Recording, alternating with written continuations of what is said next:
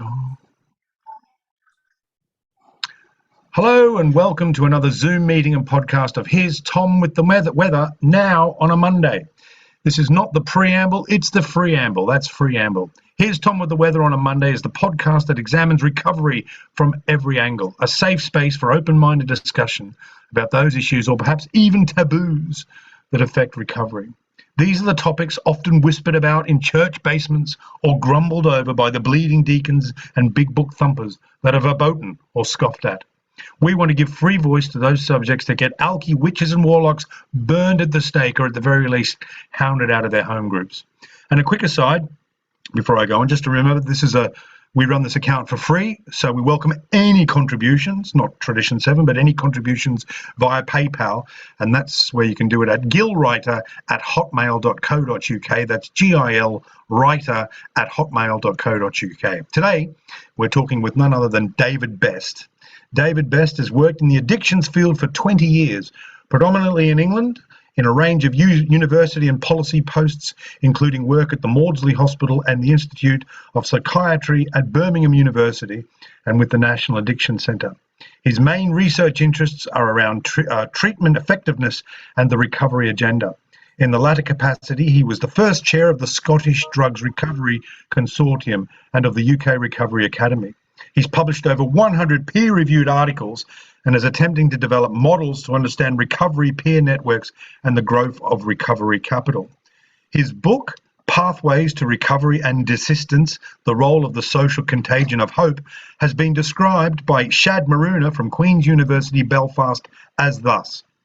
In this remarkable new book, David Best turns his considerable gifts towards developing a full-fledged sociology of hope, surely the most important and misunderstood concepts in the field of criminology and addiction studies. My hope is that it starts a revolution of hope studies in recovery work.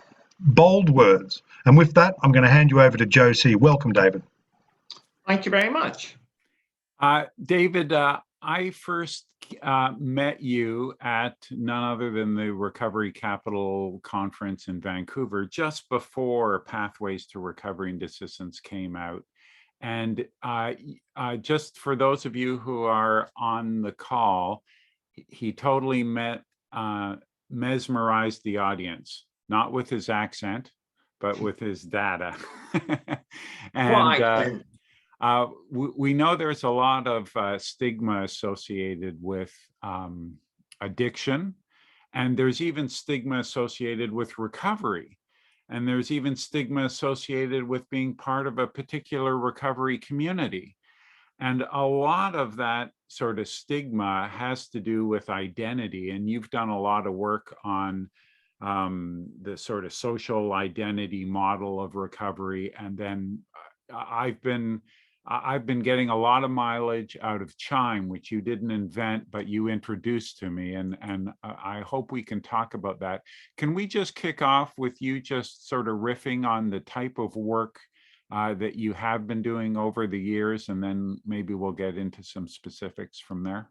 Sure, absolutely. So let me start by saying I did my training so I'm a UK chartered psychologist, and then I kind of retrained as a criminologist. So I'd always been interested in that notion of how to support excluded and marginalized groups to reintegrate. My academic mentor is a guy called John Braithwaite, and if anyone's not familiar with him, I would strongly recommend you look at his work on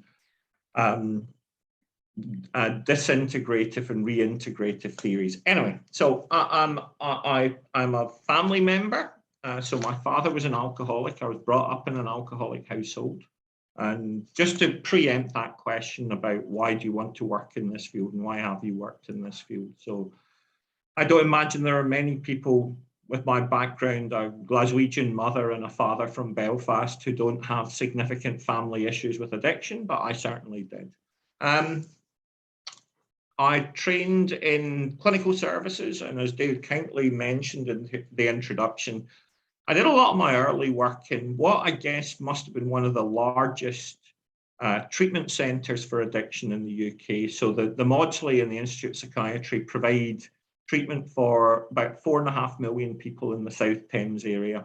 And our immediate catchment area was Camberwell, Brixton and Peckham, which are both some fairly deprived areas of South London, but also a major part of the dealing network. So there's actually a road called Cold Harbour Lane that links Camberwell and Brixton that really is probably the largest open dealing market in London. So that's where I did a lot of my work. And I guess I've been working there. And sadly, David, I've now worked in the addiction field for 30 years, not 20 years. I am indeed as old as I look.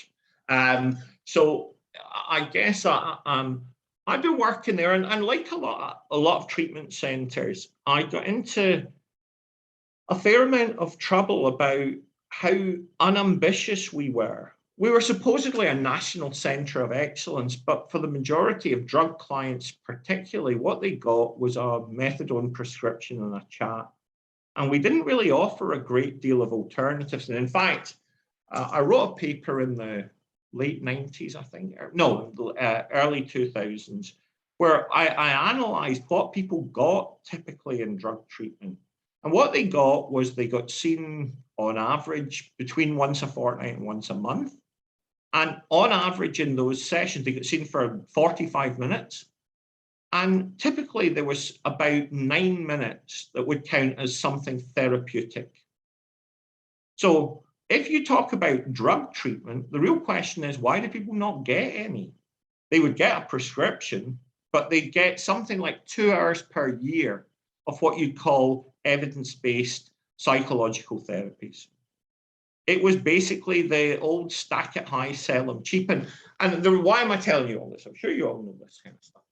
I'd worked in I'd worked in those services for 5 or 6 years, and I became interested in through a conference that was held annually in London. I became interested in the question of, okay, why do people just disappear from our services? Where do they go? What happens to them?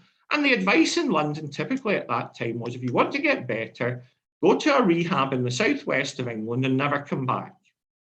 Relocate in one of these places like Plymouth or Taunton, which has a rehab, because if you come back to your old family and your old friends and your old networks, you'll go back to the way life was, which struck me as incredibly defeatist and pessimistic. Anyway, I was invited, I think it must have been early 2000, 2002, 2003, to chair a graduation, 12-step graduation in Lancaster Farms Prison in the northwest of England. And it was revelatory for me. I had never seen this level of collective hope, collective celebration, genuine sense of purpose. And the prison opened up and let family members come in. I found it truly inspirational. And from that point forward, I have gathered something like just under 3,000 recovery stories. Oh, the other thing I should say is one of the least joyous tasks I had at the Maudsley was I used to, on a Tuesday afternoon, I used to run a brief assessment clinic in the Stockwell Project, a third sector organisation in Brixton, where I would do brief assessments. And it just struck me as fundamentally flawed, because I would have 6 brief assessments in 3 hours, half an hour each, and I would basically attempt to catalogue misery. I would ask people how many drug problems they had, alcohol problems they had, psychological health problems, physical health problems, relationship problems, risk-taking bloodborne virus problems, crime problems, housing problems. Why anyone would want treatment after that, I don't know. They left miserable, I left miserable, and all I lacked was a stamp that said addict on it that could stamp across people's foreheads. It was an exercise in dehumanizing misery. And if they, and the irony was, if they completed the brief assessment, they would then have a 2 to 3 hour full assessment. And then after that, a 3-day dose assessment clinic in the waiting areas at the Maudsley. It was a truly miserable process. And one of the things it did for me was make me really interested in the transition from deficit-based models to strength-based models. And for me, there are some fundamental things about recovery that also apply to desistance from crime. And the two things have lots and lots of overlap. And really, what are the key things? Well, the process can start in specialist clinical medical facilities, but it can't finish there. And, you know, among the apologies, if you all know this, we generally would say the typical duration of a recovery career till somebody is stable or self-sufficiently in recovery is about 5 years. Why? Because the risk of relapse drops from between 50 and 70% to about 14%. And what happens in that time has been incredibly understudied. There is, and the other thing I should say is, I've always been particularly interested in non-partisan ways to recovery.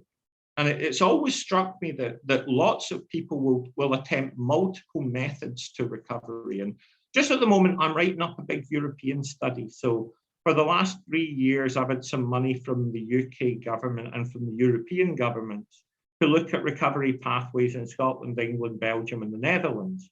And one of our core findings from that study has been that people who attend both specialist treatment services and who attend peer-based recovery support services, like 12-step, but not only 12-step, do better than people who attend either of them. Now, this was a finding that first came from Fiorentini in the United States in 1999, but I've never seen it replicated. And we are just writing that up for publication just now. People do better if their recovery journey involves a peer-based recovery support services. But one of the shibboleths and myths that I hope this study will promote or will expose is that there is nothing incompatible about going to both specialist clinical medical treatment and going to 12-step. And people who do both do better than people who go to only one of them.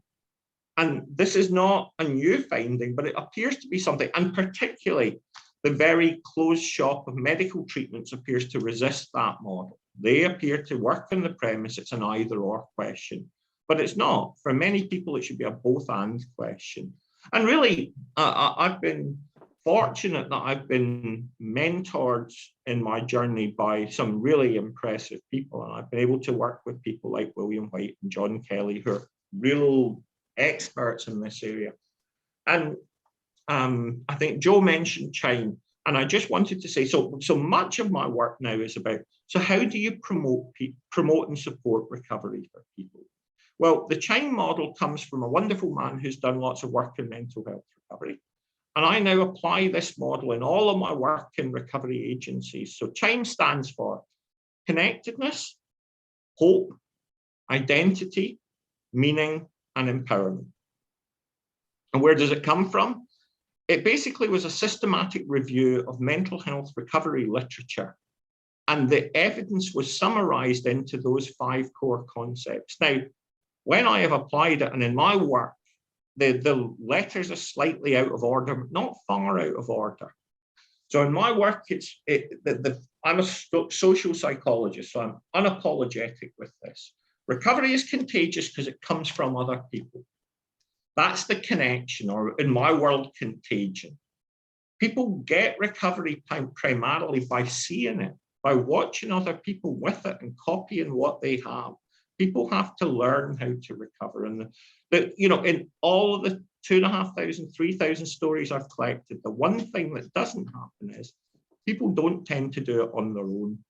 They have mentors, guides, sponsors, groups. Very rare for people to report. I just did it myself. So connection. The connection to, so the 2 academic mechanisms for this are called social learning and social control. Social learning is basically, you see somebody who's got something you want, so you copy them. Not very sophisticated, but it's at the heart of a lot of recovery journeys. Social control is slightly more interesting because it's not as sinister as it sounds. What it basically means is, if you join a group and you want to be a member of that group and you want to stay in that group, you kind of have to abide by the rules of the group. And so basically other people will help to shape you as you wobble and move away.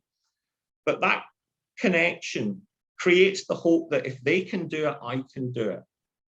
And I was actually down at a residential rehab in Stroud today. So if I look slightly rougher than I normally do, it's because I've done a 320-mile round drive today to Stroud in Gloucestershire, to a fabulous place called the Nelson Trust.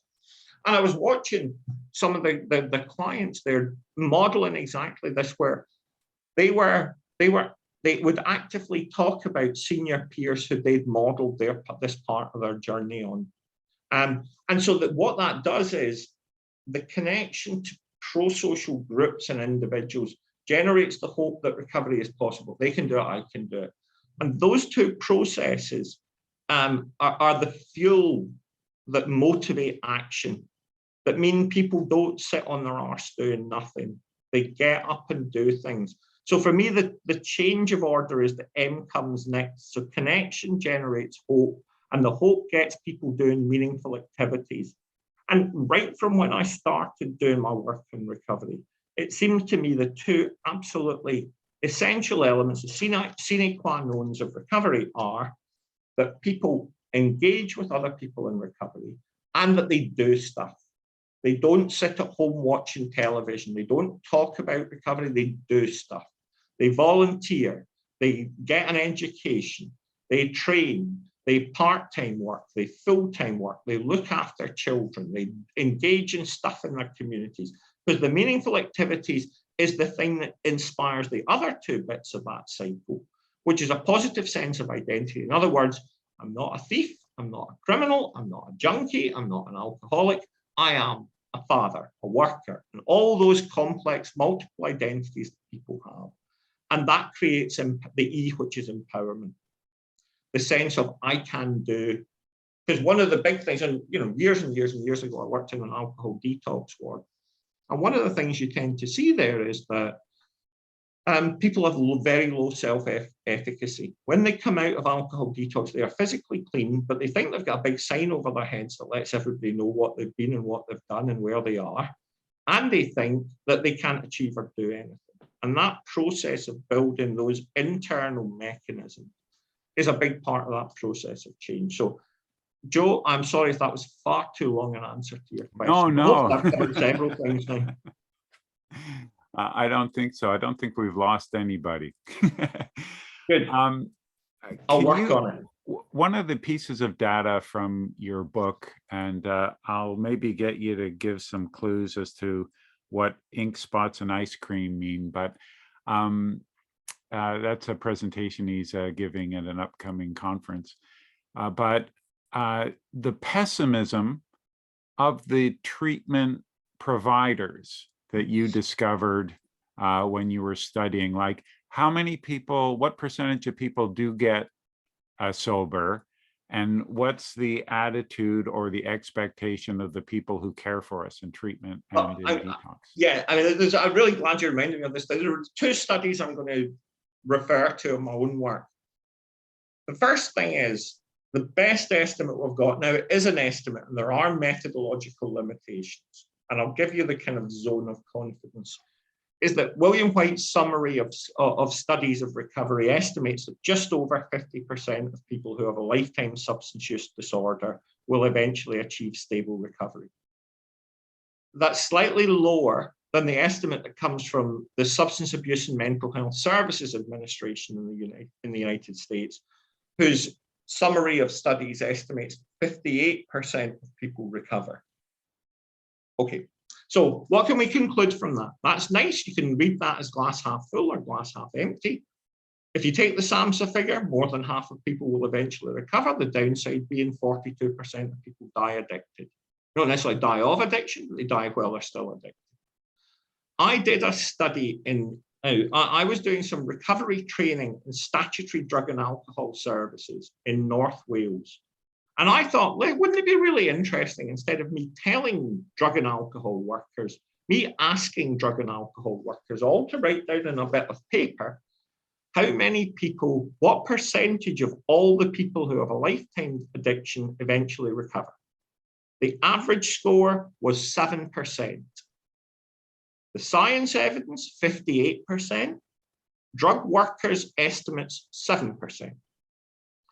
Why? Well, one of my many bosses in my career was a man called Mike Gossett, who did the English National Treatment Outcome Research study at the Maudsley. And he came up with what I thought was the best answer I've heard, which is called the clinical fallacy. So, and the Maudsley was a great example of this. If you work in a clinical service, you basically see two groups of people. You see the people who never leave, and you see the people who are in a revolving door in and out of your service. So you never see success. You only ever see failure, because people don't, there's no graduation celebration events at the Maudsley. You know, in our methadone maintenance clinic, you don't get a gold watch if you get to 100 milligrams, or you get to 200 milligrams, or 500 milligrams, or 10 years, or whatever you choose to have as your objective. But likewise, there's no expectation once you finish detox or inpatient or community that there'll be any kind of consequence from this. So all you ever see, people leave, and in clinical studies, you generally assume that if people don't take part in your follow-ups, they've relapsed. That's the conservative assumption you make. And the people you see again are those who are back in through the back door. So that's that's the first part of the equation. The second part is that when I was in Australia, and I still do quite a lot of work in Australia,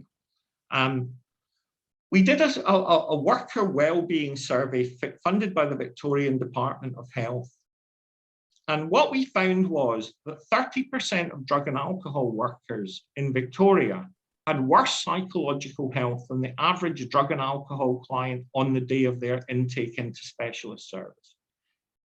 And it's, Joe, I see you're smiling. It is the sort of thing where you think you smile, but it helps you understand what the clinical fallacy is. People are burnt out. You know, if you live in a world of endless failure, it's very hard to retain your own motivation. And the clinical fallacy becomes a self-fulfilling prophecy, because this is, for me, part of the reason why methadone maintenance workers will typically say to their clients, I don't think you're ready to come down yet. I know you want to start reducing your script, but maybe we should give it another year before you start. And it ends up with this world that the bar is set so low that for lots of people, the aim of specialist drug treatment, to a lesser extent alcohol treatment, but to some extent, is keep people alive and keep people out of jail. And that's the height of aspirations. And that becomes a self-fulfilling prophecy in my view. So for me, we have a major problem. We have a problem with workforce that is frequently massively overburdened. There are unrealistic expectations. They have no opportunities to do all that kind of optimistic psychosocial work. And in those clinics in North Wales I was speaking about, the average caseload was between 80 and 100. How you could possibly even remember people's names, I don't know. Far less offer any meaningful kind of therapeutic intervention. And the evidence base in favor of things like methadone and buprenorphine is really clear. It's pharmacotherapy plus case management plus psychological intervention. What did people get? A script and a 5-minute chat.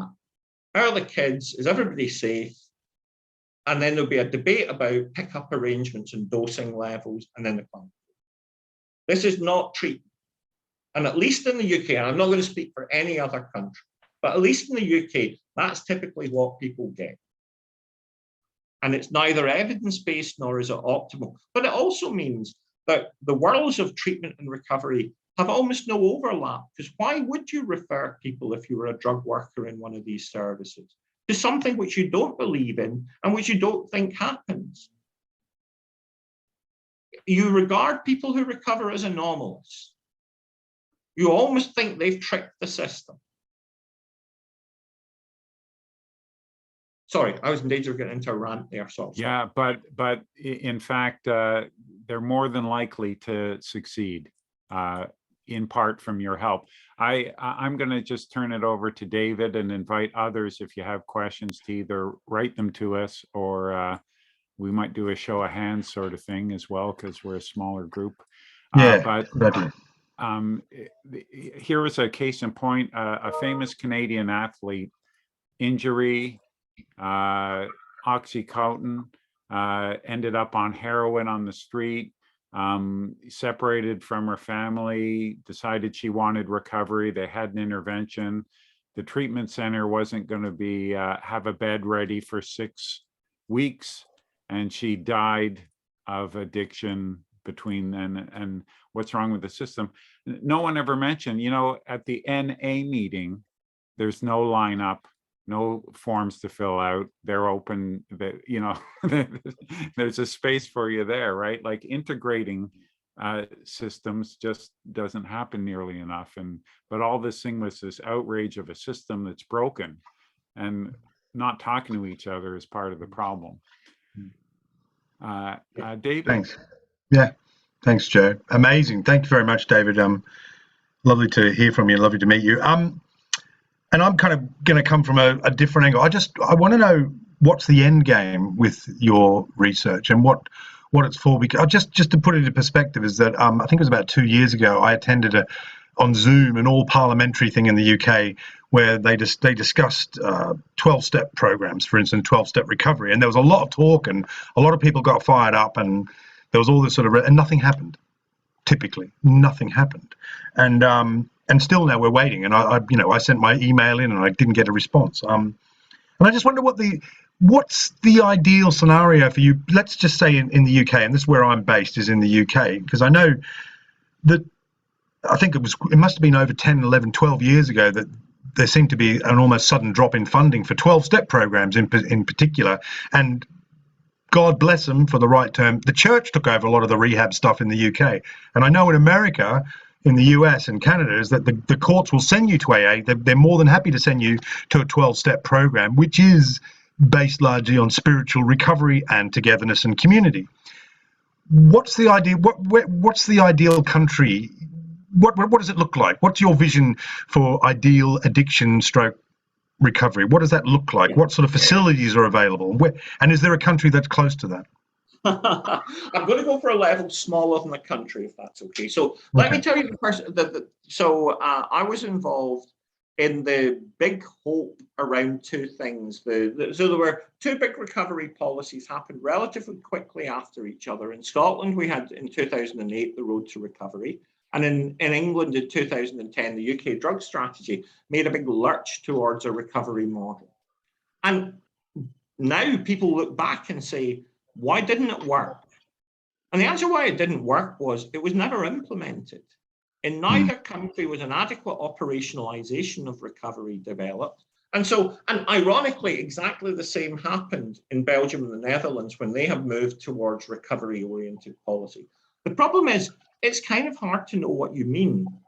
So England went for a very draconian definition, a very draconian operationalization of recovery, which was you couldn't go back into treatment for the next 6 months, you couldn't be arrested for the next 6 months, and you couldn't claim benefits for the next 6 months. That was the putting full recovery first definition put forward in 2012 by the Home Office.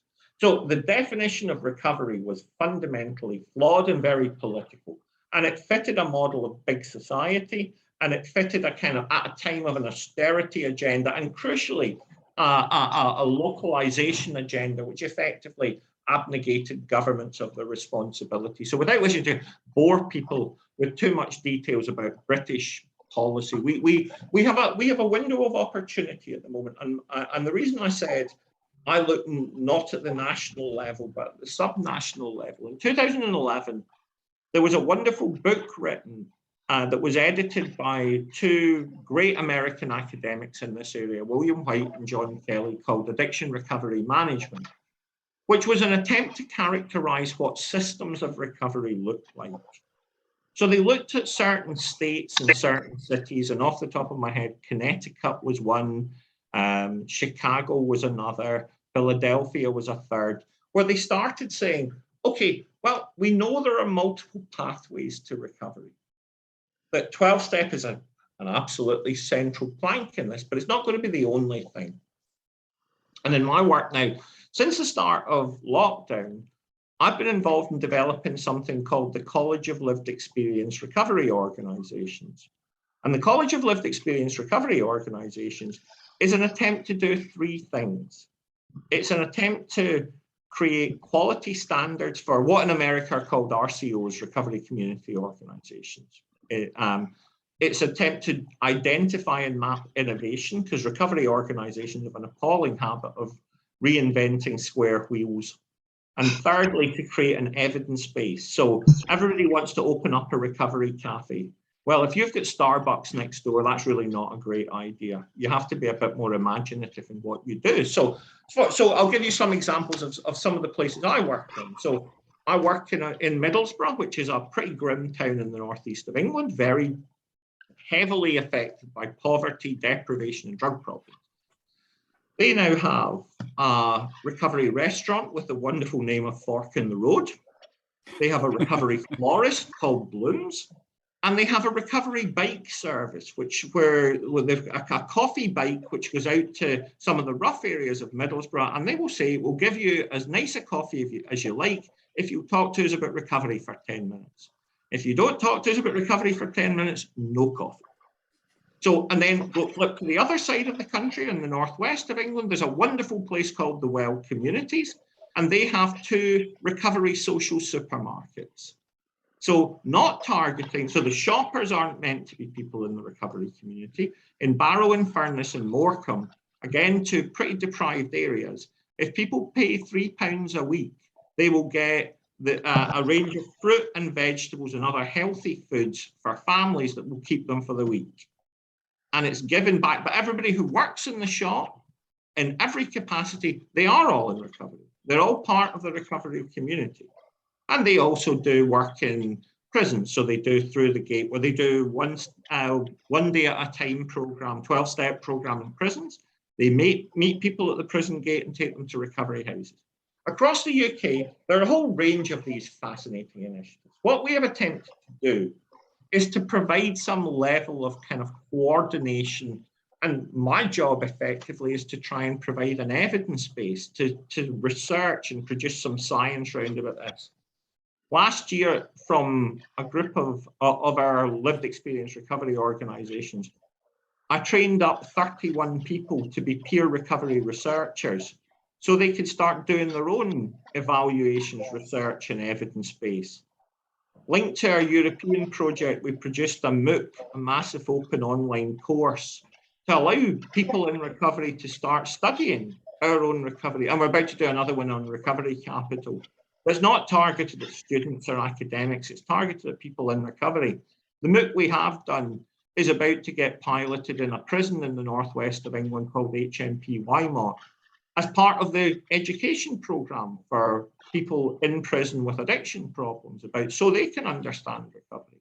You know, it seems to me like I realise I've got off a bit of a tangent, my apologies. But what I'm trying to say is the notion of how we map recovery for me is about how you create systems and cities that provide the range of opportunities, not just to start people on the journey, but to create both the social capital and the community access to the community resources that ultimately gets people what I think are the 3 core things: jobs, friends, and houses.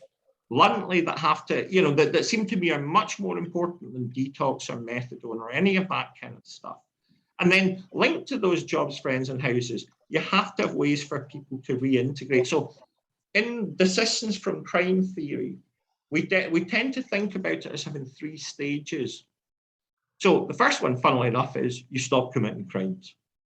The second part of it is you develop a kind of new identity that's accepted by your family and friends, that you are no longer the thief or the dealer, but you've developed for yourself a new set of values and groups and lifestyle. But the third and crucial, what we call tertiary desistance, is where paths open up that allow you to access those things everybody else can have: a decent place to live, college courses. That isn't about you then, it's about societal responses that doesn't debar you or prevent you from continuing your recovery journey by saying, well, you can't get a house in this nice housing estate, you've got to go and live somewhere rough surrounded by dealers and other users. So there's the 2 levels of the social, which is, for me, is the ink spots and ice cream stuff, we might come to that, which is basically about how do you help people transition their social networks, because that's key to identity. But how do you utilize that as a mechanism for societal access to resources that support recovery journeys?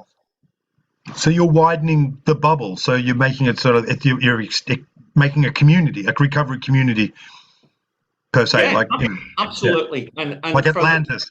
You've got it. Yeah, I'm involved in this incredibly inspiring project. I've got a PhD student called Milka Nisic who does some incredible work in Bosnia and Serbia, which is about how do you mobilize community resources that support people to make these kind of changes over time? And I've done something similar in Gothenburg and something similar in Ghent. And really the process here is about how do you allow people to access and mobilize community resources that supports meaningful and lasting change, and where it's about two things. One, creating the belief that people can change, but two, attempting to overcome stigma and exclusion by basically not blocking people's reintegration efforts.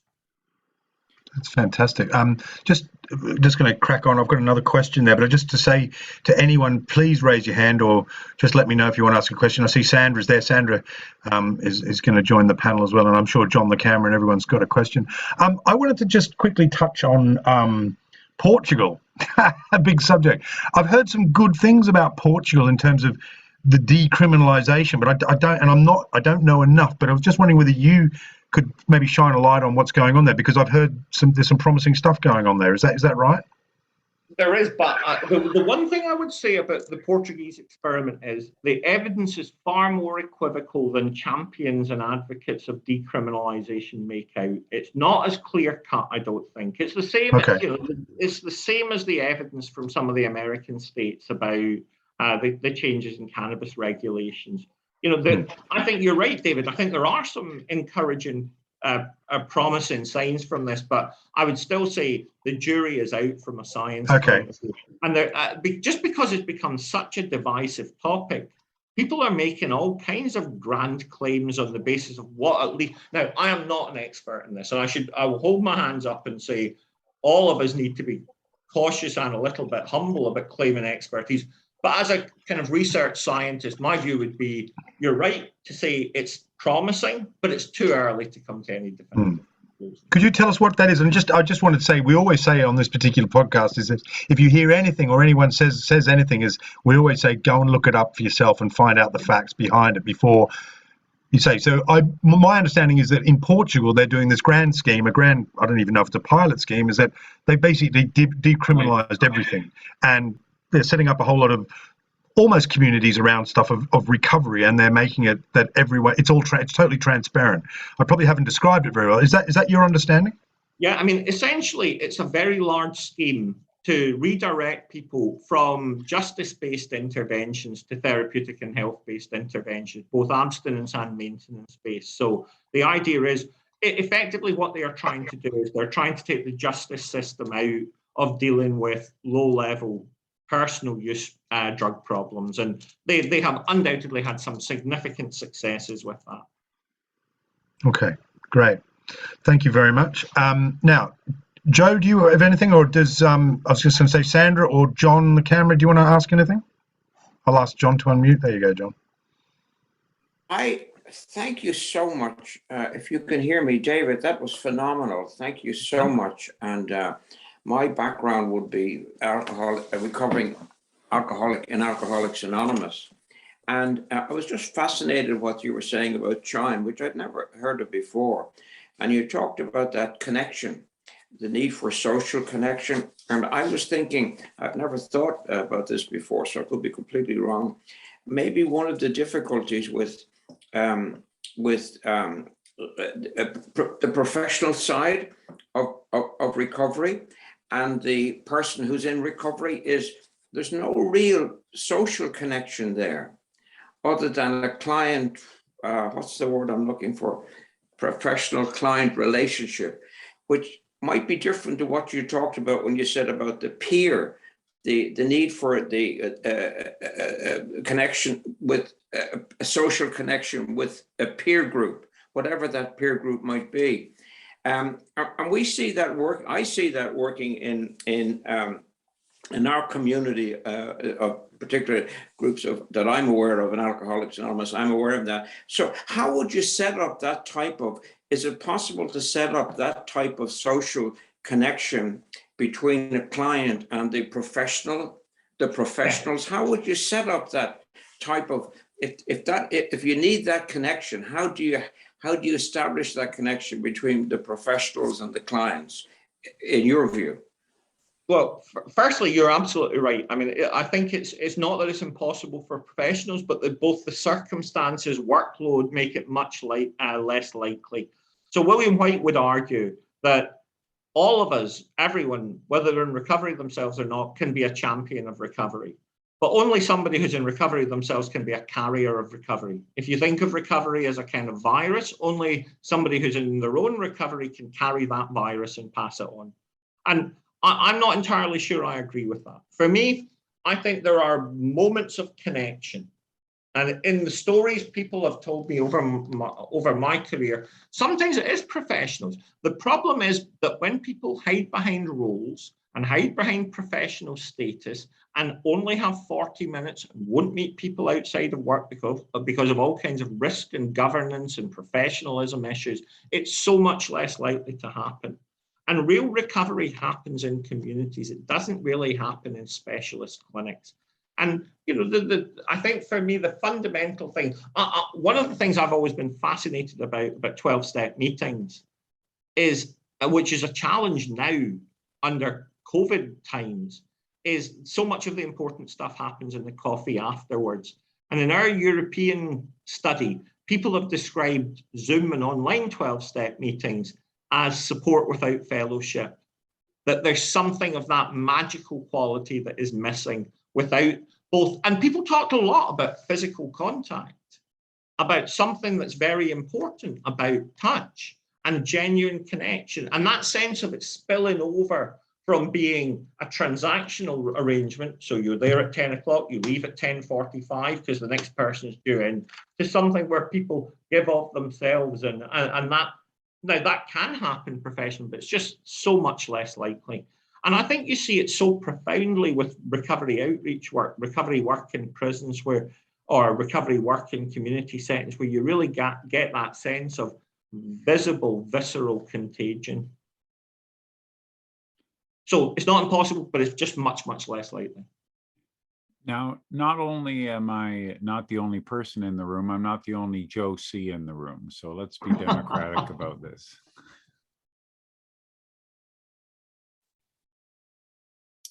Hey everybody, my name is Joe C as well from Vancouver, Canada. That was really awesome to hear you speak, David. And I kind of have two questions. And the first was, I didn't know if I heard you correctly. You find that more people after they hit that 5-year mark, you'd see that they tend to come back and relapse. Was that what you were saying? Or you see more success after the 5-year? More success. Now, it's a couple of things to say about that, Joe, before you go on to your second one. Firstly, thank you for your kind comments. Secondly, what we see is that the reason why people talk about 5 years as the window for needing recovery support, that recovery support should last for at least 5 years, is there's what's known as the relapse curve. So when somebody walks out of a detox ward or stops, they are more likely than not to relapse in the first year. And in our European study, that the people who were 5 years or more in recovery at the start, 1.5% of them relapsed in the next year. Of people who were 5 years of people who were 1 year or less in recovery at the start, 30%, 1 in 3 of them relapsed in the next year. So but once people get beyond 5 years, their relapse rate plateaus. It doesn't go any lower. Generally estimated to be about 14% relapse risk. So, but I would also say, if you look at other indicators, firstly, they differ between men and women. So for women, the most likely residual barriers to recovery at 5 years are trauma and ongoing psychological health problems. For men, they are much more likely to be to do with the consequences of justice involvement, the adverse impact of imprisonment or involvement in the justice system or harms done to others during their addiction careers. So second question?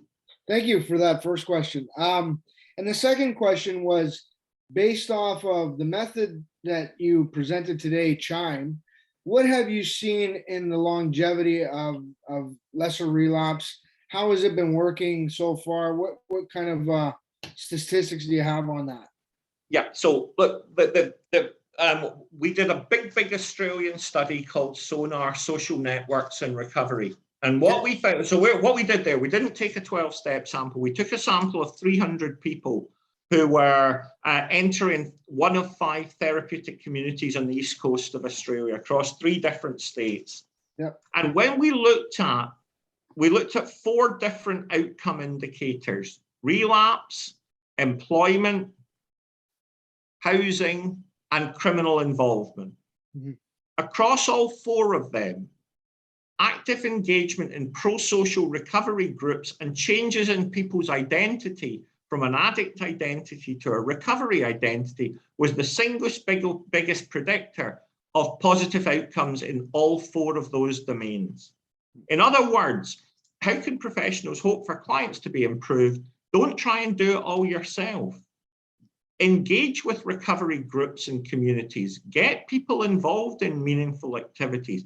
Your job, if you're a professional on this call, is to build a radius of trust in a therapeutic alliance, and then get people into a local 12-step group, get them into a local football team, get them into a local sewing club, get them into dance classes, positive pro-social meaningful activities that will provide them with new sense of purpose and identity. And we've just got some money to do a new study where, I don't know whether people think this is interesting, but it's an offshoot of our European study where we're going to go to 4 different recovery communities around the UK, and we're going to get people who are clients in those services to both photograph and write what success in those services involves. So we're training people in photography techniques, we're training people in creative writing methods as a mechanism to get them to. Now, different people have different passions, and you need a myriad of different options for different people and for the same person at different stages of their recovery journey. But it's finding the passion and the skill, engaging people with things that they can do with other people, they can feel a sense of pride and purpose in, and that they can take forward. Thank you again. Not a problem. Now, Karen had a question. Would you like to ask it directly, Karen? I think hang on. Did I mute? Yeah. I think David just answered that actually. But yeah, I'm not in recovery. I'm just curious how I'm training to become an occupational therapist right now, and I'm in recovery myself. I used to work in an aftercare service doing everything that you've just mentioned. You know, setting up, trying to introduce people to non-statutory services and what's available in the community. But I, as a professional going in, I'm going to be a healthcare professional. I'm curious as to how I can work with my colleagues to kind of not inspire them, it's the wrong words, but to make them think, have more kind of aspiration and increase that 7%, if you like, up to the 58%. How do I do that? Well, I'm going to answer that in kind of 2 different ways. The first is I'm doing a project at the moment with drug courts in Rhode Island and Boston.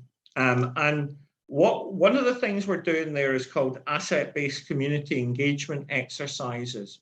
So we've started this because the probation officers in the courts aren't sure about how they do this either. How do you get people out there into these activities? So what we do is we run a half-day workshop to start with, where we get them to, because every worker will know about great things that exist in their community, but it tends to be based on individual relationships. And what we try and do is map that. And then we bring in outside partners. So people from the local community who ideally are in 4 groups: graduates of your service, family members, workers who've got some kind of lived or local experience, and local community members who are activists in supporting the well-being of the community. We bring them all together, we map out all the community assets, and then we train people up to be community connectors. In other words, I don't think it's the job of a professional, of an OT or a drug worker or even a social worker probation officer to do the linkage, but you can offer some fabulous graduate program graduate opportunities, volunteer opportunities to train people to be community connectors. And part of the ink spots and ice cream model, incidentally, is about how you as an agency, any agency, creates those pathways, those bridges to pro-social groups and activities, so that you have that kind of, not just a directory, but you have a set of living resources that actively engage people, because it can't possibly rely on individual workers or individual people to do this. It has to be a kind of group and community, and it has to be a two-way journey. So you bring people in and people go out. And we tend to divide assets into 4 groups. So we say, right, group 1, sport, recreation, and art. What are the things that you can access people to in those areas? Number 2, volunteering and active community engagement. Number 3, education, training, and employment. Number 4, 12-step mutual aid and other recovery community groups and organizations. We try and say, don't put all your eggs in one basket. Get people to try at least something in all 4 of those quadrants, to allow them to start saying, how do you develop that complex set of pro-social social identities? Because the first big recovery study I did, probably the main finding for me of it was, why do people stop? They will typically stop because they're sick of the lifestyle and something bad happens. They get arrested, get chucked out of home, they lose their job. Why do people stay stopped? Why people stay stopped is because, on the whole, they move away from their using networks and they become members of new groups and pro-social networks and identities. And so for me, it's basically about, how do you support that process? Not of making people do stuff, but providing those, if you like, assertive, warm linkages. And the last study I'll mention, which was a randomized trial we did, and I don't do many randomized trials, because I don't really like them very much. But for people coming into a 10-day emergency admissions ward at the Maudsley, we tried to get people to attend at least one Alcoholics Anonymous, Narcotics Anonymous, or Cocaine Anonymous meeting in the time they were on the ward. And so we randomized people to 3 conditions. In condition 1, they got a leaflet for all the meetings on the ward. In condition 2, the booking in doctor actively encouraged people to go. In condition 3, a peer came and talked to them about what was going to happen in the meeting, took them to the meeting, and then took them for a coffee afterwards and explained what happened. What were our findings? In the peer condition, there was more meeting attendance in the week they were on the ward. There was more meeting attendance in the 3 months after they left the ward, because we got money for a 3-month follow-up. And there was less substance use in the 3 months after they were discharged from the ward. There were 3 conclusions from this study. 1, giving people leaflets is the pointless abuse of dead trees. 2, and apologies to anyone who's a doctor on the call, a doctor is only marginally more useful than a dead tree. 3, the peer condition where you assertively link people in was by far the most successful way. So this is about creating that network, Karen, of things out in the community, but don't then give people directories or lists, because it's pointless. You'll just get big piles of them in the bin outside your building. You have to create those human connection linkages that get people through. Now, I'm afraid I'm going to have to finish soon, because it's getting close to, it's getting to the end of my day. It's now, well, as David knows, because he's here, it's nearly 9 o'clock. So are there any final questions for me before I go? Can I ask, I've got 2 more questions. Joe, are you all right with that? I'm good with that. Yeah. Okay. First of all, just this has been fascinating, and remarkable, and I love those. I love the facts that you've come up with, and that's the thing, is about facts. And you sort of looked at everything very empirically, and there's a lot of research and there's a lot of stuff. But I'm intrigued, and this is just from a seeker. That AA is largely regarded as being a spiritual program. It is about finding a higher power, a God. I wonder what your take is on that, and what role you see that, because it's sent for us, a lot of us, it's essential to find that hope in believing that there is, some people might think it's the big guy up in the clouds, some people might find it's trees and nature. What's your thoughts on that? And obviously coming from an alcoholic family yourself, what's your feeling on that?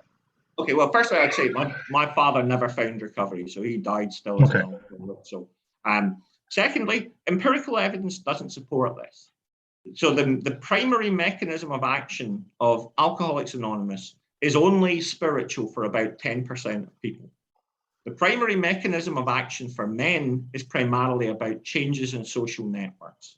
The primary mechanism of action for women is about increases in abstinence self-efficacy. In other words, it helps build confidence. So it's equally effective for men and women, but the mechanism of change is different. Now, before you all start shouting at me about this, I would, so that's what, and if you're interested, John Kelly has done some fabulous work looking at reanalysis of the biggest alcohol study ever, Project Match, to reach those conclusions. So this is all published, and David, Joe, I can send you some of the links to studies that show this. But for me, the connection of crime is partly spiritual. I think for me, to call connection just about social relationships is far more limiting. I think the connection is something fundamentally transformative, and that may or may not be labeled as spiritual. I have no problems with the notion of, and there's a wonderful project that's been done at the University of Chester, which has looked over a number of years at recovery in 12 steps from a theological perspective. And I don't have any problems with that.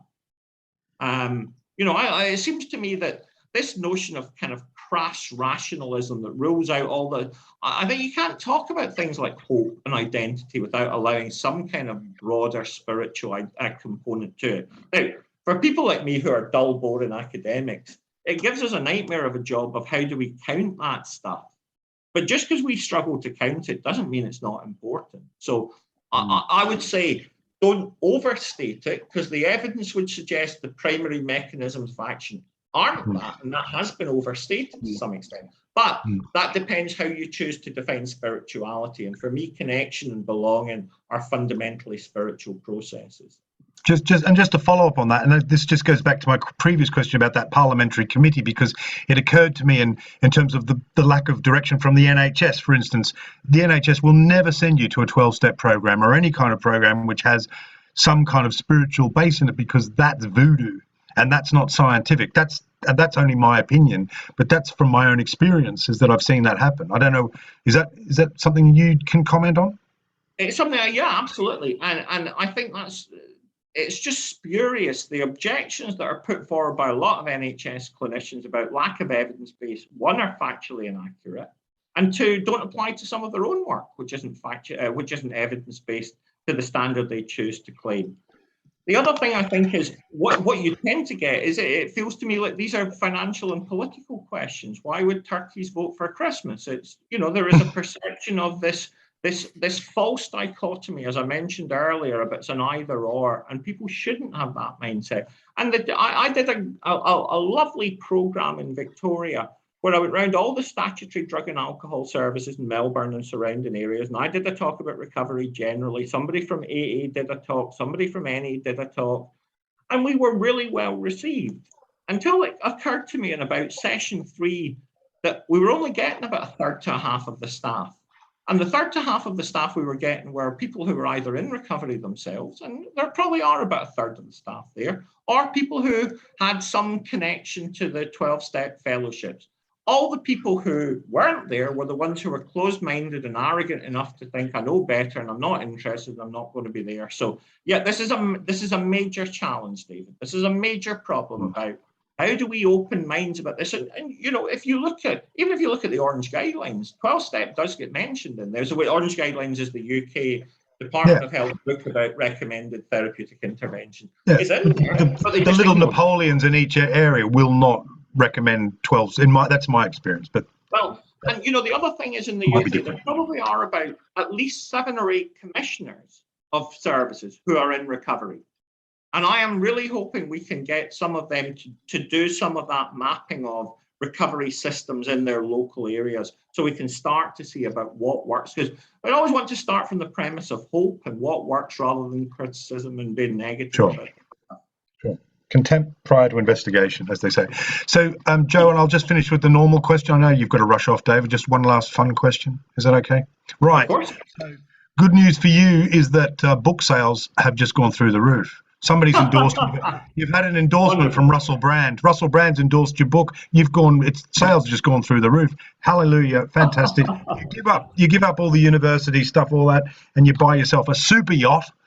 Get all your goods and all your worldly possessions. Chuck the family on, and you get on your super yacht and you sail out from under the Humber Bridge, out onto the coast, and then down into the Atlantic, and then round the Cape of Good Hope and up into the Pacific. And somewhere off Fiji, unfortunately, you strike a coral reef, and your super yacht starts to sink rapidly. And all you've got time is to chuck the family overboard. They swim to a nearby deserted island, one palm tree and a couple of coconuts, and all you've got time is to rush down below deck. It's like Titanic 2. You're rushing around to get your favorite book. You've got a plastic bag. You reach and find your favorite book, chuck it in the plastic bag, dive overboard, paddle through all the sharks, wash up on the deserted island, and wait with your family with this one book. What's the book? Who's it by, and why? William White's From the Culture of Addiction to the Culture of Recovery, and because it summarizes so much of the most fabulous hope-based things about recovery. You say that slowly for our recording there, please. William White, From the Culture of Addiction to the Culture of Recovery, and I might well have got the title slightly wrong, so my apologies if I have, which is just a phenomenal account from a man who is just the most amazing historian and storyteller about the recovery movement. And if any of you don't know William White's work, please look up williamwhitepapers.com, which is just the most astonishing treasure trove of interviews, science, evidence, history. It's just and the other thing to look at would be the Recovery Research Institute website, which is another incredible resource. So, sorry, David, I know you weren't allowing me to take a phone with access to Google on it, but I kind of have cheated a little bit. No, that's good, mate. Listen, thank you very much. Joe, do you want to finish it there for us, mate? Yeah, just this will have to be the first in a series, I'm afraid. Yes. Just to bring it back round to stigma, like to Karen's point, a lot of, I think, the problem with the academic or medical view of, the outcome rates is they don't know people in recovery because we're all anonymous. I mean, there's a stigma about being an addict. There's even a stigma about being someone in recovery. So maybe we can have a talk one day about better ways to communicate, all of us within our own circles, so that people we work with, some of them, because once you can't unring a bell, once it's out there, right? So there's reasons not to, but to do a better job at eliminating that sort of stigma, I think it would help the medical profession if they just knew they could immediately picture someone across the desk from them and think of someone just like them who's in recovery now. Yep, absolutely. Yeah. Thank you all so much. Thank you very much. Join you, and look forward to seeing you again. Thank you. Yeah, we'll get you back on, please. We want to get you back on. Thanks a lot. Thank you very much. Have a good See you, evening. mate. Bye-bye. All Night. the best, David. Bye. Thanks, everyone.